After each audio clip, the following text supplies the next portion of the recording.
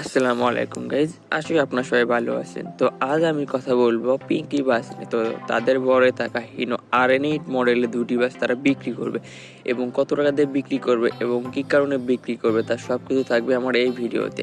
তো আপনাদের সাথে আছে আমি নিয়াত বাস অফ হুইলস বগুড়া থেকে।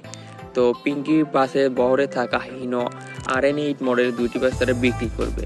তো তাদের বহরে থাকে এই দুটি বাস বেশ কিছুদিন ধরে, বেশ কিছুদিন না, প্রায় অনেক বছর ধরে, 3-4 বছর ধরে তারা এই বাসগুলো সিরাজগঞ্জ একটা পাম্পে তারা ফেলে রাখছে। তো গাড়ির চারিপাশে তো ধুলো মুড়ে পড়ে একদম খুব বাজে অবস্থা এবং গাড়ির ভিতরকার কন্ডিশন কি সেটা আমি আপনি কেউ জানি না। তো তারা তাদের অফিসিয়াল পেজে পোস্ট করেছে যে তারা নাকি এই বাসগুলো বিক্রি করবে এবং বাসগুলো ফুল ফ্রেশ কন্ডিশনে আছে এবং তারা বাসের প্রতিটা প্রাইস চাইছে 1,10,00,000 টাকা করে।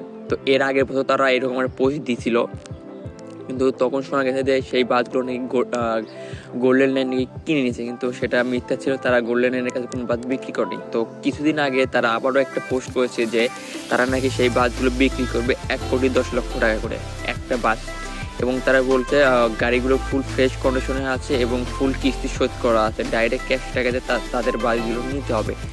তো তাদের বাসগুলো এতদিন ধরে ফেলে রাখার কারণ অনেক থাকতে পারে, কারণ তারা যখন 2020-21-22 সালে তখন পিঙ্কি বাস চলাচল করতো কুড়িগ্রাম টু নারায়ণগঞ্জে, তখন তাদের বেশ সুনাম এবং তাদের সার্ভিস খুব ভালো ছিল। তারপর যখন সময়ের সাথে আস্তে আস্তে সব কিছু চেঞ্জ হয়ে গেল, তখন তাদের নাম এবং তাদের সার্ভিসও খারাপ হয়ে গেল।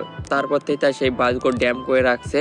তো এখন তারা সেই বাসগুলো বিক্রি করতে চাচ্ছে। এখন যারা যারা আগ্রহী আছে তারা তাদের সাথে যোগাযোগ করে সেই বাসগুলো আপনারা নিতে পারে এবং গাড়ির কন্ডিশন কীরকম তারা আপনারা গেলেই বুঝতে পারবেন। এবং এইরকম বাসের ভিডিও আপডেট পেতে আমাদের সাথে থাকুন বাস অফ হুইলস বগুড়ার সাথে।